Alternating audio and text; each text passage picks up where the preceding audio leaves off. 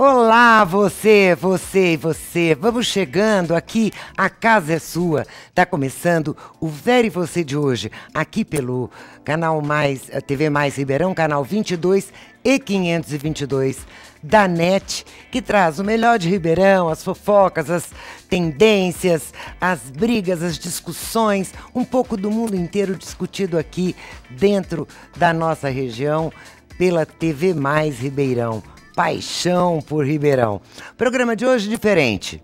Afinal, eu tenho um convidado muito pra lá de especial. Eu já o entrevistei muitas vezes sobre vários assuntos, para vocês verem como ele é versátil. Agora, quem é? Fique aí que você vai saber já já, porque o Vera e Você está no ar.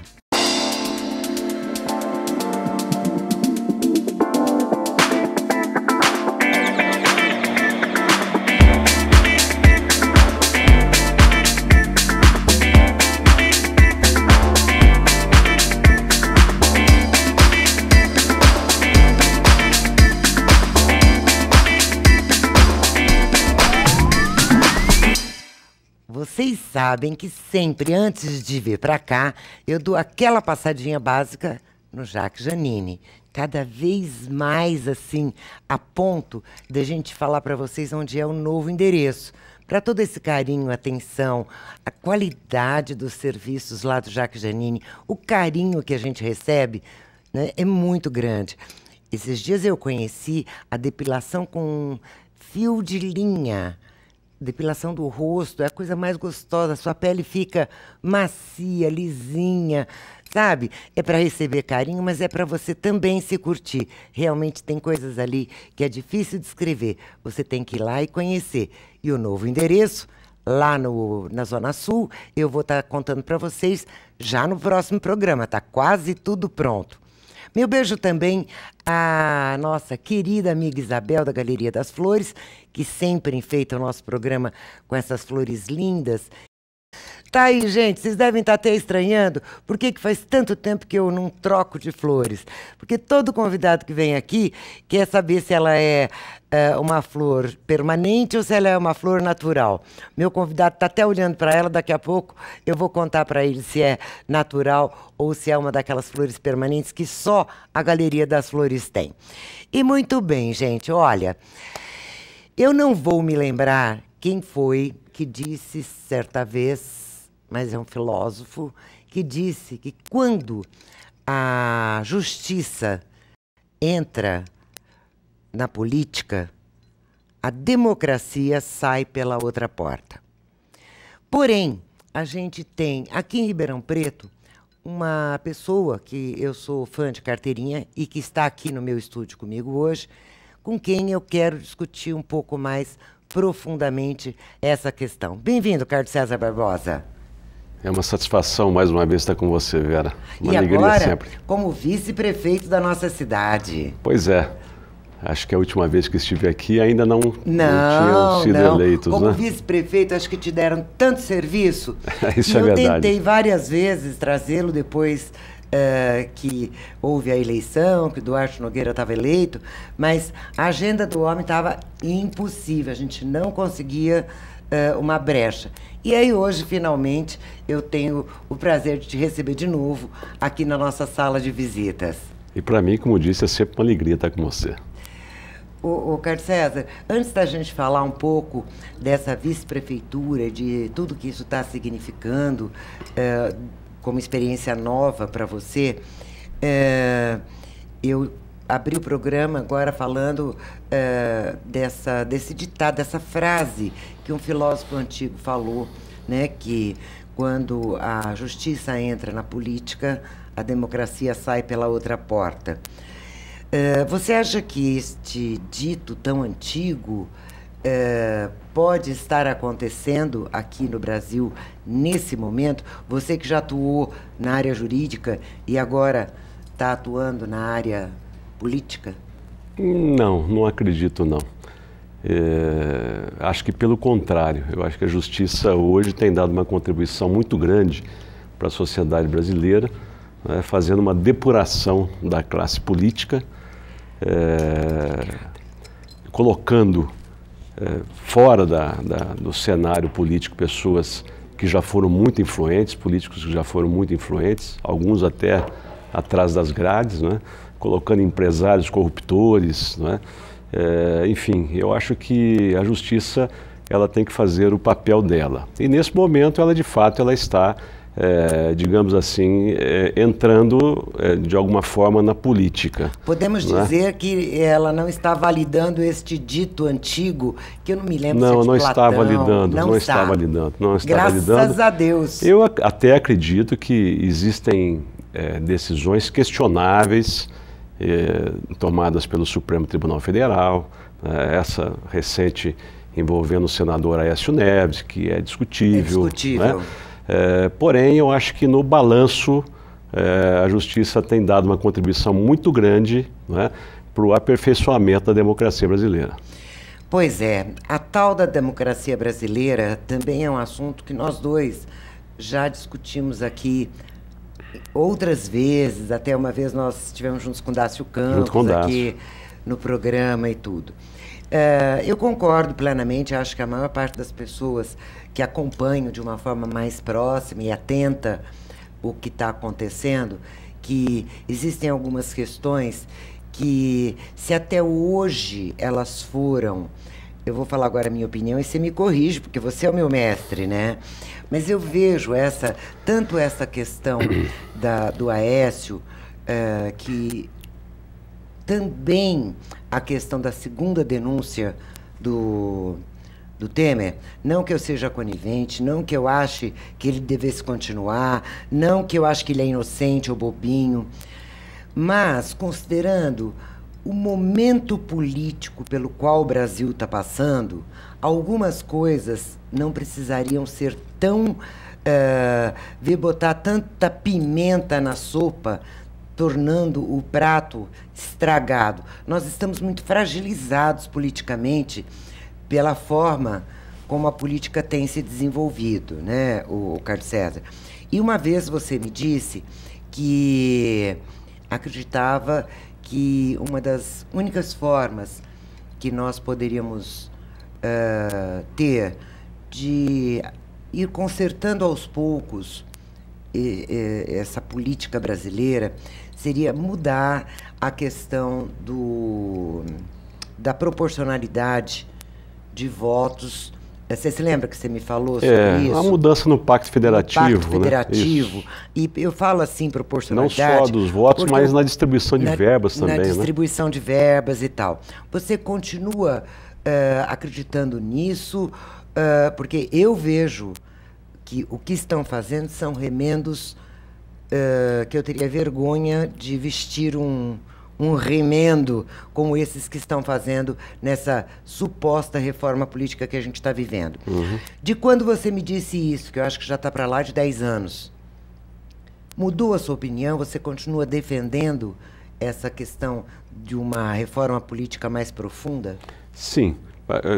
Quanto à primeira questão que você levantou, Vera, eu entendo essa visão de que o momento é bastante delicado na política brasileira, né, e essas denúncias, obviamente, que vão criando fatos que acabam gerando uma crise ainda maior, né? Mas imagine você a responsabilidade do Procurador-Geral de Justiça ao ter em mãos provas que são provas contundentes, provas decisivas, não é? E deixá-las na gaveta, não é? É uma responsabilidade muito grande. Não, eu concordo, essa questão ele não poderia ser omisso. Aliás, ele mesmo numa entrevista, ele diz que age mais por medo, não é? Medo de ser... de ser acusado de não ter... conivente, de ser acusado de não ter agido quando deveria ter agido. Então, a gente tem que observar esse lado também. Eu acho que a reforma política que apresentaram para a gente agora é extremamente tímida, né? Eu não concordo com o financiamento público de campanha. Eu acho que nós não podemos, num país com as dificuldades financeiras quebrado como o nosso, praticamente, né, você financiar publicamente a campanha, e também acho que isso não vai acabar com o financiamento privado. Eu acho que o Caixa 2 vai acabar permanecendo de uma forma ou de outra, né? Eu penso que a reforma tem que ser mais profunda. Eu acho que não cabe no nosso país mais do que 5 ou 6 partidos políticos, né? Nós não temos espaço para isso. Eu concordo que para essa eleição, para a próxima eleição, não seria possível grandes mudanças, mas e uma reforma da política feita pelos políticos que se alimentam desse formato historicamente, porque a gente sabe Claro. que isso não é aí de 10, 20 anos. Nós temos esse tipo de política que promove a corrupção com muita facilidade há séculos, né? Quer Sim. dizer, então é muito difícil. Mas você enxerga alguma outra forma de termos uma reforma política mais saudável? Eu penso que nós precisaremos rever a questão da proporcionalidade de deputados na Câmara Federal, né? Eu acho que isso seria muito importante, porque imaginem os telespectadores que São Paulo, proporcionalmente ao estado do Nordeste, ele tem menos deputado, né? Se você considerar a população do estado, né? Só para exemplificar melhor, estado. Gente, para exemplificar melhor. São Paulo tem direito a quantos deputados? São Paulo são, se não me 7. engano... Não. Aí eu não vou me lembrar agora, mas é tipo assim... Eu não me lembro o número exato, mas são muitos deputados. São muitos deputados. Mas, proporcionalmente aos outros estados, né, ele tem menos do que o Sergipe, por exemplo, do que o estado do Sergipe, né? Então, o Brasil ele tem dimensões continentais, né, e não é um país, de fato, fácil de se administrar. Com certeza não. Mas eu penso que essa proporcionalidade precisaria ser revista, né? Na Câmara Federal. O Senado ele tem um formato diferente, o Senado ele é igualitário para todos os estados, né? E penso que o cidadão, né? Aí nós já estamos do outro lado, o cidadão ele tem que se educar melhor para votar, né? Eu não acredito em nenhuma mudança profunda no nosso país, inclusive na política, enquanto nós não tivermos uma educação de qualidade, com uma revisão nos programas pedagógicos, né? Nós temos que voltar a inserir filosofia, sociologia, tratar de política. Mas né? Veja bem, doutor Carlos César, e foram exatamente essas matérias que há pouco foram retiradas, né, pela reforma do Estado, foram retiradas do currículo. Por isso que eu já recebi aqui algumas pessoas, para quem eu fiz essa pergunta também, esperar uma reforma política feita por estes políticos que se beneficiam de tudo isso. Exato. É uma questão... É uma ilusão, assim, né? É uma ilusão. Achar que vai melhorar. Há muitos e muitos anos que esperamos por isso. Alguém citou, se não me engano, o professor Gilberto Abreu, que esteve aqui, que talvez um grupo de notáveis pudesse ser, mas aí também é super tendencioso quem seriam esses notáveis. E também tive, e aí, se não me engano, foi Dácio Campos que citou a possibilidade de um novo plebiscito em relação ao parlamentarismo. O parlamentarismo, eu acho que é uma alternativa interessante. Eu queria que o senhor dissesse assim, entre essas alternativas que a gente vai ouvindo, por saber que, tirando o Partido Novo, que não estou agora falando que eu gosto de um ou de outro, não. Eu acho que tem gente boa em todos os partidos. Sim, eu acho que até no PT tem gente boa. Desculpe aí os petistas, mas é que realmente o Brasil está com muita raiva de tudo que o PT fez com o país nesses anos todos. Bom, independente de partidos, tirando aí alguns partidos como o Novo, que nunca já tem como norma lá, eu entrevistei alguém do Partido Novo há pouco tempo, eles são contra o fundo partidário. Se não me engano, a Rede também é contra o fundo partidário. Que eu me lembro, nenhum outro. Os outros foram os que estavam lá, sim, lutando para aprovar o fundo partidário e continuar com as facilidades. O senhor vê alguma outra alternativa, ou entre essas três que já foram citadas aqui no Vera e Você tem preferência por alguma? Olha, eu simpatizo muito com o parlamentarismo. Acho que se nós vivêssemos num regime parlamentarista, nós não estaríamos passando hoje por essa crise política aguda pela qual nós estamos passando, né? O presidente já teria sido substituído. Sem tanto trauma. Sem tanto trauma. O próprio partido ou região teria eliminado. Exato, mas o parlamentarismo também exige que você não tenha um volume muito grande de partidos. Com certeza. Né? Eu acho que nós precisamos, a cada dia mais, criar cláusulas de barreiras, né, para evitar os chamados partidos de aluguel. Né? O senhor acha que isso já está acontecendo de alguma forma lá? Ou esse exemplo que nós tivemos agora é sinal de que nada ainda mudou? A reforma, ela foi muito tímida, não é? Ela criou uma cláusula de barreira, mas uma cláusula ainda muito tímida. Eu acho que ela teria que ser um pouco mais aguda, um pouco mais rigorosa. Principalmente nesses pontos, né, exatamente, doutor? porque são esses partidos de aluguel, né, que acabam, em determinados momentos históricos, não é? Facilitando as coisas para um ou para outro, não é? Vendendo dificuldades para obter facilidades, não é? Então,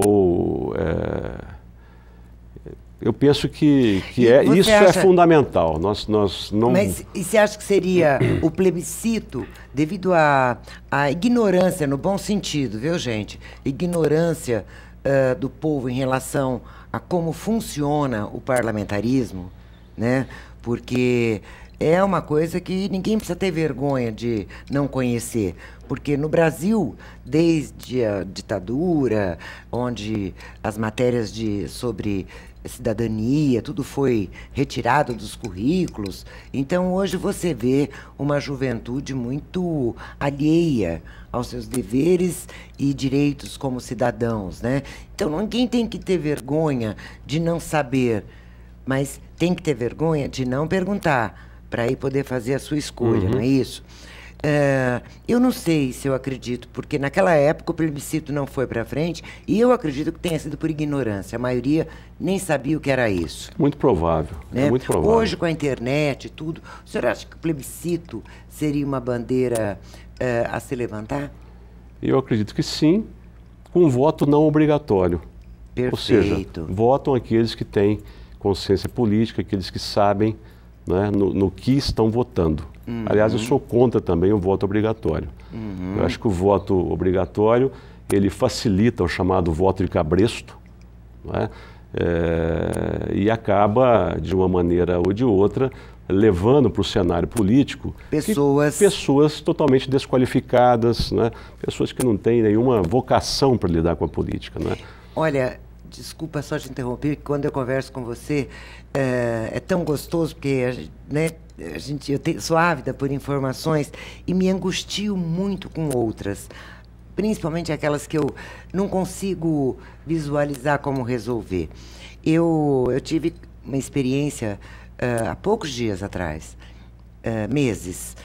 Eu moro num lugar onde existem muitas chácaras e muitos caseiros, muitas famílias de baixa renda que moram naquelas chácaras. Alguns trabalham, mas a maioria trabalha em troca de moradia.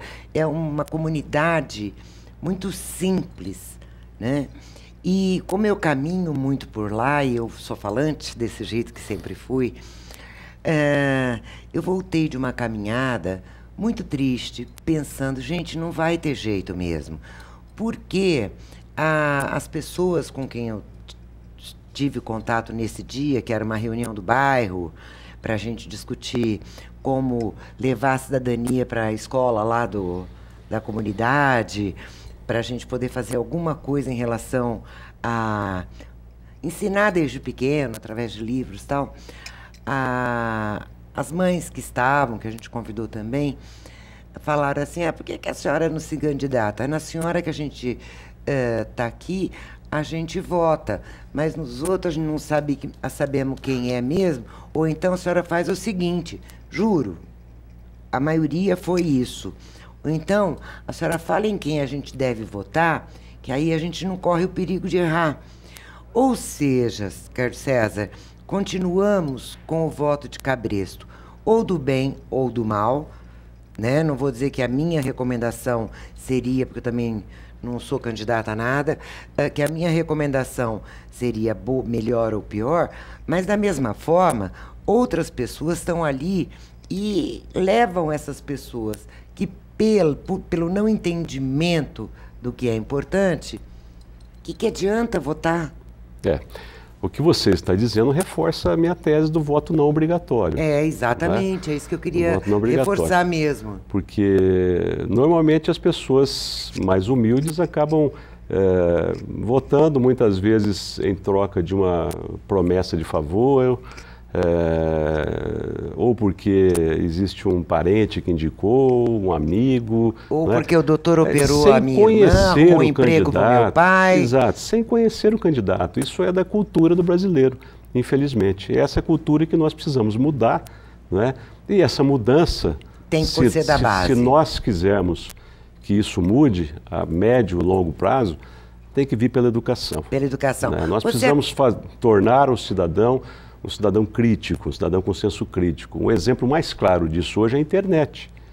Você pega a internet, você só vê bobagem na internet. Só porcaria. Né? As pessoas repassam para frente só bobagens. É verdade. Né? Todo mundo virou especialista em tudo, mas só fala besteira. Só fala besteira. Né? Repete aquilo que ouve. Exatamente. Né? O que você está dizendo, inclusive, você acompanhou alguma coisa do que o Obama falou aí na conferência que ele participou no Rio de Janeiro, e em que ele está trabalhando em pequenos volumes, em pequenas ações e em pequenas comunidades, porque ele só acredita que ele possa melhorar isso lá nos Estados Unidos, hein, gente?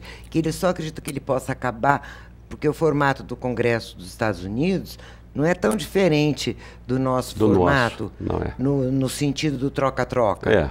Né? Muito embora seja um sistema bipartidário. Bipartidário, apenas, né? O que ajuda, né? Mas... Não ser essa malandragem que tem aqui, mas de qualquer forma, eu acho que se esses partidos que estão nascendo sem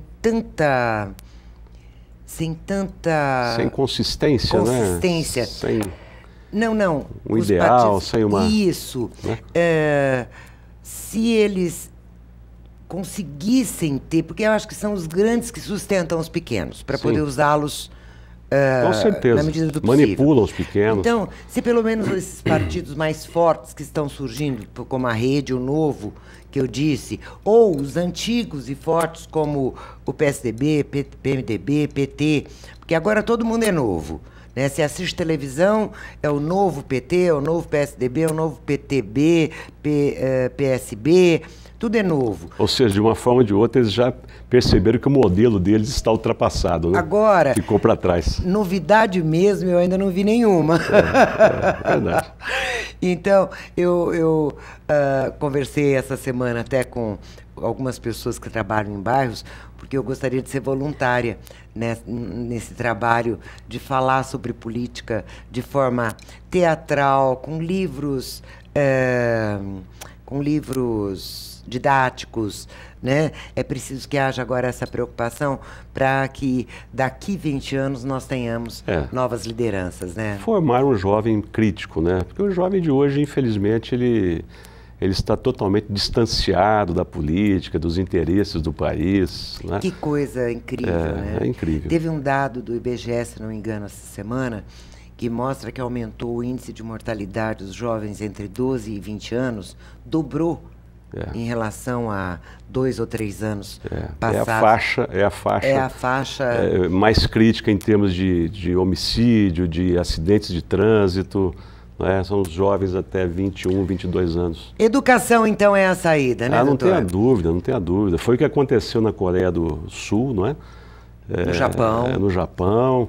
E isso é uma questão de vontade política daquele que nós elegemos em 2018. Né? Vamos torcer para que em 2018 nós tenhamos aí um presidente, um congresso, né, que tenha essa vocação fazer o bem para a sociedade, porque eu tenho dito, Vera, muito se fala, não, você tem que ser ficha limpa, não é?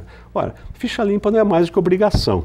Não é? Ser ficha limpa é obrigação. E essa ficha limpa, você acha que está sendo levada a sério, doutor? Pois é, e é mais do que obrigação, não é mais do que obrigação. Mas o político tem que ser honesto. Penso eu também que ser honesto também não é mais do que obrigação. É obrigação. É obrigação. O político tem que ter algo mais, ele tem que ter uma vocação, não é? Porque muitas vezes ele é honesto, mas ele é extremamente vaidoso, é extremamente prepotente, é extremamente... maldoso, não é? Ele pode ambicioso, isso. Não é? E são adjetivos, não é? Que acabam comprometendo, não é? A gestão dele. É verdade, é não é? verdade. Uma ambição excessiva, não é? Uma vaidade excessiva. Então nós precisamos de políticos vocacionados, não é? Com a consciência de que o destinatário do trabalho dele é o cidadão, né? Que a obrigação dele é melhorar a qualidade de vida do cidadão em todos os sentidos, sobretudo na educação. Na educação. Nesse momento nós precisamos que esses cidadãos façam acontecer a mudança. Para que ela passe a ser a regra e não a exceção. Sim, Você sabe, eu sei que eu vou estourar um pouquinho esse bloco, mas a gente vai continuar no próximo bloco, mas eu não posso deixar de contar uma experiência que eu tive para vocês todos, que foi uma coisa assim que seria engraçado se não fosse trágico, né? Eu, em 1980, quando meu marido foi fazer especialização na França, em Bordeaux, no sul da França, eu fiz muita amizade com uma francesa que era gerente de banco e que tinha uma vida mediana e, na época, ela queria uma ajuda para vir adotar uma criança aqui no Brasil, porque lá eles tinham muita dificuldade e eu falei que eu não conhecia nada sobre o assunto, que eu iria me informar quando eu chegasse e se eu pudesse ajudar de alguma forma, como eles nos ajudaram muito enquanto estávamos morando lá. E aí, quando voltei, realmente me informei, fui no juizado, enfim, deu certo, e ela adotou uma criança brasileira e nós nos tornamos muito amigas, né? Eles vinham muito para o Brasil porque gostavam que a criança tivesse contato com o seu país, eu ia muito para lá porque meu marido continuava a cada 2 anos se especializando, mas para resumir bastante a história... Nesse grupo que ela fazia parte de pais que não podiam ter filhos, então formaram uma associação que um ajudava o outro a adotar em algum lugar. Depois dessa experiência dela como participante, ela se tornou participante de um outro movimento e de um outro. Ela virou vereadora da cidade pela região oeste da cidade. Foi vereadora, depois ela foi conselheira municipal, até que ela foi conselheira do prefeito de Bordeaux, que veio a ser depois presidente da França, Charbon Delmas, e ela virou ministra da França. E aí eu fui para a França quando ela era ministra, e ela falou, ela ia para Paris toda semana, né? Ela morava em Bordeaux. E ela ia para Paris 2 dias por semana. E ela me disse, Vera, olha, você vai poder ficar em Paris quando eu for 2 dias, você pode, eu pago a tua passagem, você vai comigo e fica. Eu falei, bom, deve ser a mesma mordomia, né, ministro, deve ter apartamento em Paris. Gente, olha, Carlos César, eu fiquei no apartamentinho dela, que era uma escadaria enorme, 1 quarto e sala com um banheiro minúsculo que ela pagava aluguel, porque ela preferia não ficar num hotelzinho ali perto da Câmara, onde ela trabalhava, que era um hotel que o governo pagava para ela, mas que ela tinha que ir toda semana e ela não podia ficar assim. Aí, por conta, eu fiquei assim, espantada.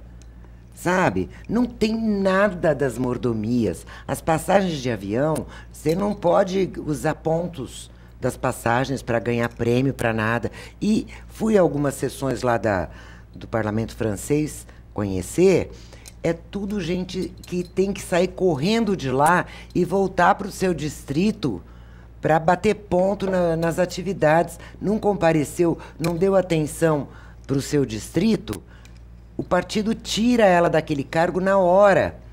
Então, foi um exemplo do que é o político não ter mordomia de... E na Europa, quase que de um modo geral, é assim. Viu, Vera? Olha, eu não sabia. Eu imaginei, pô, um ministro, eu vou ficar na maior mordomia. A única mordomia que eu acho que ela conseguiu ter é que teve uma exposição no museu em que veio o presidente e eu pude fazer parte da comitiva junto com ela e não pagar o ingresso do coisa. Tirando isso, não tem mordomia. Eles têm que dar satisfação para a comunidade deles. Sem dúvida. Então, tudo. Quer dizer, isso mostra aqui, o político vocacionado, a servir. Né, a servir, que deixa de lado os sentimentos menores de vaidade, não é? Carlos César, vamos investir na formação desses cidadãos melhores para que eles construam a próxima. Precisamos, com certeza. E agora, eu acho que chega de falar de coisa triste, chega de falar de tanto problema, né? Porque a gente põe em qualquer canal de notícias, é assassinato, é invasão das favelas, é a política que sempre traz mais uma novidade. Eu quero falar de coisas boas, eu quero falar de Ribeirão Preto. E por isso eu quero deixar você avisado de que a gente vai para os comerciais e volta daqui a pouquinho, porque agora eu vou entrevistar o vice-prefeito de Ribeirão Preto e saber o que ele anda fazendo por nós. Um minutinho só, a gente volta já.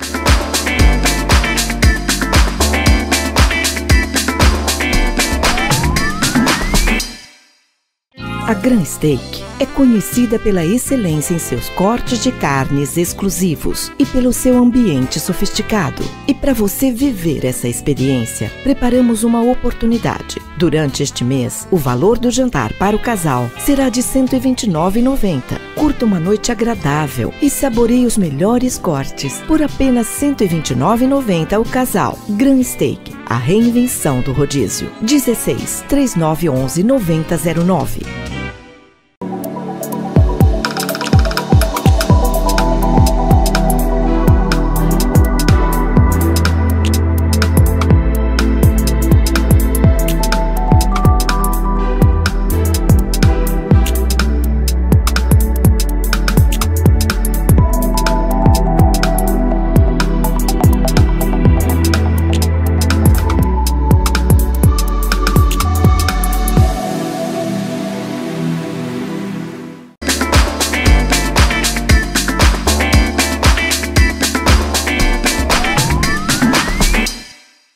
Olha, eu fiquei aqui batendo papo enquanto vocês estavam vendo os comerciais, viu? Porque conversar com o Dr. Carlos César Barbosa é um privilégio, né? Dr. Carlos César Barbosa, vice-prefeito de Ribeirão. O senhor, em toda a sua carreira, que inclusive muitas vezes como promotor, o senhor advogou causas aí de importância nacional, né?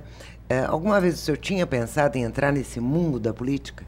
Não tinha pensado até o início de 2016, final de 2015, início de 2016, quando comecei a ser instado por amigos, por um grupo de amigos, a entrar na política, sobretudo em razão do cenário de Ribeirão Preto naquele momento, né? Em Ribeirão Preto só se descobria escândalos, mais escândalos e roubalheira, né?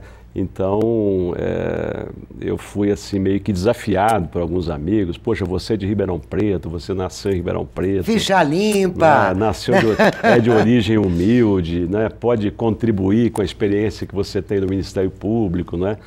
E acabaram, em 2016, eu acabei aceitando esse desafio. Né? Um desafio muito difícil, né? Um desafio muito difícil. Passou a ser mais difícil ainda no momento em que nós assumimos a prefeitura e constatamos o verdadeiro rombo, né, que existia na prefeitura, né, as verdadeiras dificuldades que o prefeito e os seus auxiliares teriam que enfrentar. Né? Antes de entrar nas dificuldades, doutor Carlos César, eu diria assim, Ribeirão, de certa forma, foi uma vitrine que poderia ser exibida com orgulho na questão da reação que teve em relação à corrupção, aos desmandos da gestão anterior, renovou a maioria da Câmara Municipal, sim, tem um vice-prefeito também que veio trazendo a sua experiência. Apesar de tudo que nós estamos passando, nesse sentido, Ribeirão foi coerente da forma como a gente espera que o Brasil faça agora, quando for escolher os senadores e deputados e governadores, né? Governadores sim, é junto agora. Junto. E o senhor acha que, de certa forma, essa renovação está ajudando ou ela não influencia tanto nas dificuldades que vocês estão enfrentando de receber a prefeitura tão quebrada? Eu acho que a renovação é importante, mas você tem que renovar com gente competente, com gente experiente, né? Não adianta você também renovar com pessoas que não têm a qualificação necessária para exercer os cargos públicos. Onde, né, o curral eleitoral continua latente. Exatamente. Né? Hoje nós temos um prefeito que tem uma maturidade muito grande pela experiência que ele teve no Legislativo, nas secretarias de Estado que ele ocupou, né? Então eu até digo para ele que ele foi eleito no momento certo da vida dele. Eu concordo com você. Em função da maturidade que ele tem, né? E da vontade que ele tinha de ser um bom prefeito. Exatamente. Não só de ser prefeito. O Nogueira, ele tinha a vontade de ser um bom prefeito para Ribeirão Preto. Seguramente. E montou uma equipe técnica, não é? Não existe em Ribeirão Preto aquela prática... da panela. Aquela prática odiosa, né, do loteamento de cargos, né? Isso não aconteceu na gestão dele. Ele bom saber. Colocou pessoas técnicas nos lugares corretos e a cidade vem caminhando muito bem. Não é? Não dentro obstante, das dificuldades que encontrou, exatamente, né? Porque em face das tem dificuldades, muita coisa ainda que a gente sabe que está por passou-se a se valorizar cada centavo que entra nos cofres da prefeitura, não é? Austeridade, economia, a ordem é fazer mais com menos. A né? pergunta é, estão deixando ele trabalhar? Sim. Nós já temos aí avanços significativos na administração, né? Já temos avanços significativos. Um dos maiores problemas que Ribeirão Preto tem, né, e foi eleito inclusive como prioridade, uma das metas principais para esse ano, a questão da zeladoria da cidade, não é? As ruas, abandonada, os matos, etc. Não era só buraco, eram buracos, praças... Para que você tenha ideia, Vera, Ribeirão Preto tem 1.500 quilômetros de ruas. Pois é muita rua, Se né? você não tiver um planejamento para, a cada ano, fazer a manutenção em parte desses 1.500 metros... Se você né? não tomar conta do quintal da sua casa... Exato. Né? E hoje já se recuperou 50 quilômetros de ruas, né? Mesmo com parcos recursos, né? Mas com muita, digamos assim, com muita competência na gestão do dinheiro, né? Na gestão do dinheiro e na gestão de pessoas. Né? Então eu vejo assim, o nosso lema hoje é o seguinte: se nós quisermos mudar o país, essa é uma frase do prefeito, que eu repito, nós temos que começar pela nossa cidade, que é o lugar onde a gente vive, é o lugar onde a gente mora, não é? E se ainda nós não podemos ver resultados extraordinários, excepcionais, não é? Nós veremos. Não é? Com certeza o prefeito entregará a prefeitura em 2020, não é? Uma cidade muito melhor do que a que nós encontramos. Né? Há uma expectativa muito grande agora com a utilização da verba do PAC, né, para mobilidade urbana. Ela deve chegar logo, ou é aquela coisa que depois que é assinado leva um tempão para chegar? Ela vai chegar, sim, e vai ser utilizada ao longo desses 4 anos. Existem algumas obras grandes a serem realizadas, né? E o trabalho de zeladoria já está sendo feito, já está sendo sentido pela população, né? Problemas existem muitos ainda. Além da zeladoria, doutor Carlos César, a questão da educação e da saúde, eu até entrevistei o prefeito Nogueira aqui, nós falamos bastante o tanto que ele está frustrado de, mesmo vendo as necessidades, ainda não poder acudir a todas. Verdade. E, ao mesmo tempo, a gente está... o foco sendo zeladoria, saúde, educação, não é por isso que outras áreas importantíssimas não estejam aí necessitando de muitas coisas. E aí entra uma pergunta que eu queria te fazer, que você, como vice-prefeito, você, na verdade, você já assumiu aceitando o convite para... Secretaria de Assistência Social. da Assistência Social. Isso é uma coisa que foi programada pela sua atuação durante tanto tempo? Ou é uma coisa que você queria para estar atuante? Você deve permanecer secretário ou você pretende ter outras áreas de atuação como vice? Eu diria que não foi programado. Eu fui convidado pelo prefeito, possivelmente porque eu tinha uma militância já na área social, né? E assumi, mas é uma secretaria grande e muito pobre, que inclusive tem uma fatia muito pequena do orçamento. Outras áreas, não abrangeu mais alguma coisa quando você assumiu? Não, ela é há uma proposta legislativa para que ela se transforme em Secretaria de Assistência Social, Justiça e Cidadania. Né? Tá. Em função da amplitude dela. Tá. PROCON, por exemplo, que é um organismo de justiça e cidadania, isso que eu queria lembrar. está vinculado a ela. Né? A Fundete, que é para a formação de jovens para o trabalho, também está ligada a ela. Então ela vai muito mais do que uma mera assistência social. Né? Então nós já conseguimos fazer muito com muito pouco, com menos. Né? Nós fizemos no início da nossa gestão um corte de 30% de pessoal, de funções de confiança, nomeados pela ex-prefeita, que não eram servidores de carreira. Né? E apesar disso, nós estamos conseguindo a parceria dos nossos servidores, né? Nós conseguimos sensibilizar os nossos servidores. Você sabe que a gente nota isso? Quem trabalha como voluntário em algum lugar, quem está atento aí protege os velhinhos ou as crianças ou tudo. A gente, eu sou do Caribe, né? A Centro de Era de adoção agora. Eu sempre confundo, porque eu sou uma das fundadoras de lá 40 com o doutor Palmieri, né? João Pedro Palmieri. Palmieri, doutora Rita Faleiros, eu, Feitosa, nós fomos fundadores do Caribe. Então, a gente percebe que mudou o atendimento, mudou a forma da gente ser tratado, a gente não fica mais como se estivesse indo lá pedir esmola. Sabe, realmente a gente consegue sentir isso do lado de cá do balcão. Uma tarefa muito importante da administração é recuperar a estima do servidor também, que estava muito em baixa. E um dos motivos dessa estima em baixa era porque o servidor de carreira, na maioria das vezes, era chefiado por alguém que vinha de fora, né, que não era de carreira. Né? Então isso gera um desgaste, queiramos ou não, gera um desgaste. Cada macaco no seu galho. Está ditado então, que não tem erro, né? Então eu estou muito feliz na Secretaria de Assistência Social porque estou vendo os resultados, né?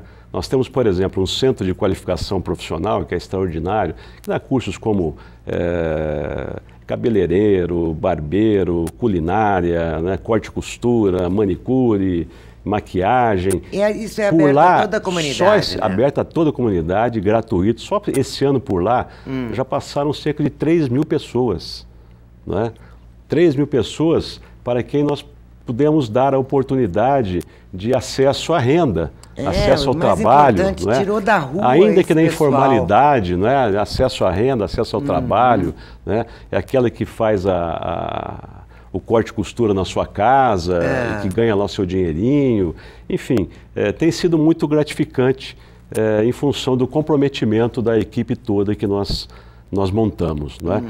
Existe muito para ser feito ainda, né? Existe muito para ser feito, e eu estou bem, por enquanto, na secretaria. Cumpro também outras missões que o prefeito me dá. Ele me nomeou, por exemplo, para coordenar a equipe para montar o projeto da Controladoria Geral do município. Né? Poxa vida, isso é de uma... incrível que nós não tenhamos isso. Como é que alguém pode governar Pois é. Sem essa ferramenta? Então, montamos uma equipe muito boa, uma equipe técnica muito boa, né? Elaboramos um projeto muito bem elaborado, um projeto de ponta, né? Um projeto que... E já está pronto? Já entrou em vigor? Pronto. Ele foi para a Câmara Municipal e por decisão de alguns vereadores do núcleo político do governo, ele foi retirado para uma discussão um pouco maior, não é? Então mas eu espero que ele volte para a Câmara, que ele seja votado e seja aprovado da maneira como ele está, porque é um projeto que traz aí dá um salto de qualidade extraordinário para a administração. Na gestão, né? Defesa do patrimônio público, acaba com a corrupção, impõe a moralização, a ética, a eficiência no serviço. Quer dizer, é um organismo que assiste diretamente vai poder ao prefeito. Gerir. Né? Exatamente. Cria uma corregedoria forte, né? Para punir servidores faltosos, né? Coisa que não existe hoje no município de Ribeirão Preto.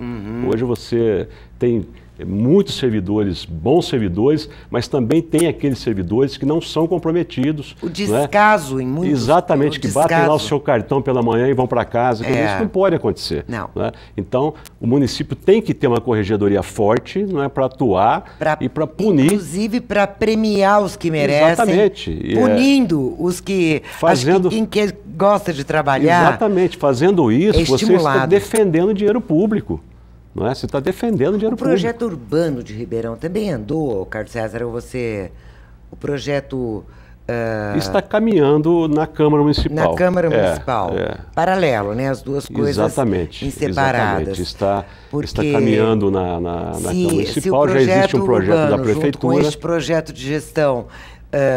se tornasse uma realidade, a gente podia sonhar com uma nova Ribeirão em 10 anos. Com certeza. E, sobretudo, nesse momento em que a gente tem aí a criação de uma região metropolitana, não é?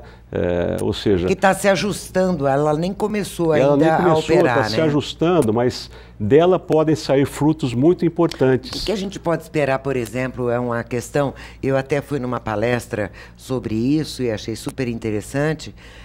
Qual é a sua maior expectativa, ou quais seriam as maiores expectativas que nós podemos ter do benefício de nos tornarmos uma região metropolitana? Então, veja, hoje você acabou de falar de um plano diretor municipal, não é? Que cuida da questão urbanística da cidade, etc. Nós já podemos começar a falar num plano diretor metropolitano, não é? De melhoria das redes, das estradas, melhoria das estradas, não é? Um intercâmbio melhor na questão da saúde. Dos serviços. Dos serviços de saúde. Isso é possível. Para Ribeirão, principalmente, né, doutor? Para Ribeirão. Então, Ribeirão acaba atraindo, não é? Pela toda uma qualidade. clientela da região. Eu acho que isso pode ser melhorado. A questão do transporte pode ser melhorado. Eu acho que a obtenção de recursos para essa região metropolitana e para Ribeirão ainda mais, porque como sede dessa região metropolitana, a Ribeirão Preto tem uma potencialidade muito grande de aumentar a arrecadação, não é? Principalmente com o aeroporto que deve Temos agora notícias desse aeroporto, doutor Carlos? Temos? Conta para mim, porque eu não acompanhei mais nada. Houve a liberação de 85 milhões de reais. Não é? Mas isso já está acontecendo? Isso já é concreto. Ou ainda está no papel? Não, isso já é concreto. Né? Existe um projeto que tramita no governo do Estado, um projeto arquitetônico mesmo para essa... Não é? Mas vai ficar lá onde ele está, né? Sim, vai ficar lá onde está. Né? Vai haver uma ampliação do terminal de passageiros, a criação de um terminal de cargas, uma mudança na pista para receber aeronaves de maior porte, né? E com isso Ribeirão Preto vai ganhar mais. Uma outra expectativa muito boa que nós temos é com relação ao ISS, o Imposto sobre Serviço, dos cartões de crédito. Né? Houve uma mudança legislativa nesse sentido. Né?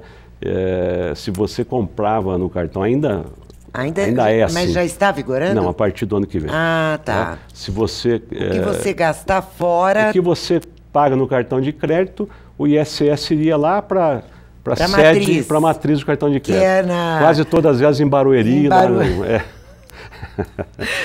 Agora, esse ISS fica no município. Isso vai ajudar muito as cidades. Isso gera uma expectativa Ribeirão, de receita claro, maior para Ribeirão nos próximos anos. Né? Nossa, que coisa boa para o Brasil, né? Porque há notícias boas. Né? Nós estamos animados com a administração, porque é triste você apanhar uma cidade no estado em que ela estava, mas é gratificante você participar da reconstrução dela.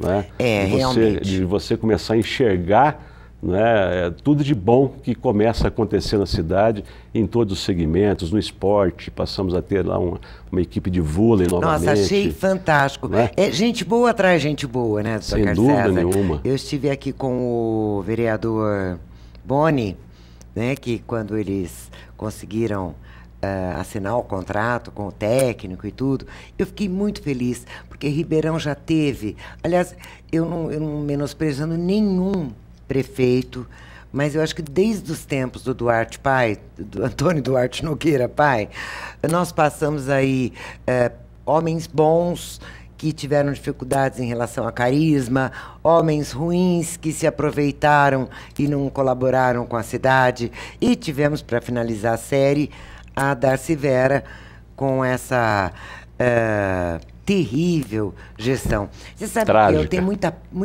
muita pena da Darcy. Eu convivi muito com ela. Eu fiquei feliz quando a Dilma foi eleita, por ser uma mulher no comando. E a mulher tem realmente a facilidade de gestão, né, por filho, casa, não sei o que, transformou a mulher num bicho, né, num animal organizado. Fiquei muito feliz com a Darcy quando ela foi eleita prefeita. Conversava muito com a Darcy. Jamais poderia imaginar, em momento algum, que ela se tornaria a pessoa que se tornou. E acredito até, doutor Carlos César, agora estou aqui no bate-papo com os meus telespectadores também, acredito que isso tenha acontecido aos poucos com a Darcy, nos últimos 2, 3 anos da gestão dela. Antes, eu acho que ela podia pecar pela imaturidade, pela falta de experiência, por outras coisas. Mas, de qualquer forma, é muito triste a história que ela nos deixa, né, para exemplo do que dá. Que, aliás, agora estão cada hora descobrindo um aqui e um lá no Brasil. É verdade, né? É verdade. Doutor Carlos César, a pergunta que não quer calar. O senhor tem alguma ambição política? Pretende estar se lançando no cenário político aí nas próximas eleições? Não tenho, Vera. Não tenho. Eu quero passar aí para a história como um bom promotor de justiça, um bom vice-prefeito, e acho que vai ficar por aí. É mesmo? Porque passarinhos me contaram que apostariam no senhor como um representante da gente na Câmara Federal, no Senado. Não, ainda... Tive sondagens. Convite, tive sondagem, tive convite, não é? Mas eu penso que a missão que nós estamos travando hoje em Ribeirão Preto, ela é muito maior do que isso, não é? Ribeirão Preto é uma cidade que eu amo, nasci em Ribeirão Preto, cresci em Ribeirão, militei como promotor de justiça aqui por 25 anos, quer dizer, é uma história muito, há uma proximidade muito grande entre uma história muito bonita, a da sua vida profissional. Você me disse que você veio de uma família humilde. Família muito humilde, filho de um sapateiro, de uma dona de casa, não é? E você Comecei a trabalhar com 12 anos de idade, não é? Estudei em escola pública a vida toda, exceto a faculdade que fiz aqui em Ribeirão Preto, na UNAERP, né, que me orgulho muito. E aí fiz a especialização, fiz o mestrado, ingressei novo no Ministério Público. Quer dizer, eu valorizo muito isso, e eu acho que, eu tenho a certeza de que eu tenho uma retribuição a dar para a minha cidade por tudo que eu recebi dela. Isso é muito bonito e fala muito do seu caráter, Carlos César, que é aquilo que nós admiramos e aquilo que hoje a gente teve a oportunidade de conhecer um pouco mais de você. Eu sempre fico muito grata, porque como Carlos César, eu também sinto que tenho muito a retribuir à nossa cidade. Toda a minha carreira profissional foi focada na minha atuação como profissional da mídia, da comunicação. E vocês que estão nos vendo e ouvindo agora, não se esqueçam que agora é o momento da gente sair do sofá, da gente conversar com os filhos da gente, porque não é sentado em casa, aposentado, que a gente vai poder colaborar com essas mudanças e parar de ver só morte, corrupção e tragédia na hora do lazer. E procurar se informar melhor, né? Pois é. Não se limitar aí às noticiazinhas de Facebook, né? Saia um pouco da novela, melhor, né? Tira um pouquinho da novela. Vamos entrar em sites sérios, né? Transparência Brasil e outros tantos sites aí que prestam grande serviço para a coletividade. Procurar se informar. Se informar. A respeito Essa pode das pessoas. ser a nossa palavra final hoje. Sem dúvida. Do nosso programa. O eleitor, o cidadão, precisa de informação. Né? De informação. Então ele tem que ter muito cuidado com alguns veículos que levam desinformação. Principalmente o WhatsApp hoje, que realmente não dá para confiar. O WhatsApp e Facebook. Exatamente. São dois perigos, são dois instrumentos úteis, porém muito perigosos. E a ferramenta, então, a ser usada é se aconselhar com um bom amigo, se você tiver dúvidas, procurar revistas sérias. Instituições sérias para consultar. Sempre tem um jeito, né, doutor? Sempre tem. Né? Hoje nós precisamos aproveitar o mundo avançado da tecnologia a nosso favor. Não é? A favor do nosso conhecimento, do nosso aperfeiçoamento pessoal. É por aí que a gente vai em frente. É isso aí. Dr. Carlos César Barbosa, vice-prefeito de Ribeirão e uma figura pela qual eu tenho a maior admiração. Muito obrigada por nos trazer boas discussões no programa de hoje. Eu é que agradeço, Vera, por essa boa conversa e pela sua companhia. Muito obrigada a você. E muito obrigada a você que esteve conosco aqui hoje, nesse bate-papo, programa diferente. Trouxe só um convidado, porque tinha muito a ser dito, não é verdade? E deixo para vocês agora um reforço a tudo isso que conversamos. Saia um pouquinho, não precisa ser muito, da novela, do conforto e do WhatsApp. Eu tenho recebido coisas horríveis que eu, quando leio, tenho até medo. Nossa, será que isso é sério? Aí eu vou lá e checo em algum lugar e passo cada carão, se eu acreditar sem checar. Isso deve acontecer um pouco com você também. Então, sempre tem um jeito. E o melhor deles, além de checar a informação, olha do teu lado. Será que o seu filho, seu irmão, seu marido, será que vocês não podem fazer parte de algum grupo de discussão de educação na política? Eu acho que se cada um de nós, na nossa família, tiver uma pessoa que se envolva na comunidade, isso pode fazer a grande diferença para a gente ser o país que a gente gostaria e que a gente merece. É o recado de hoje. Um grande beijo a todos e até semana que vem.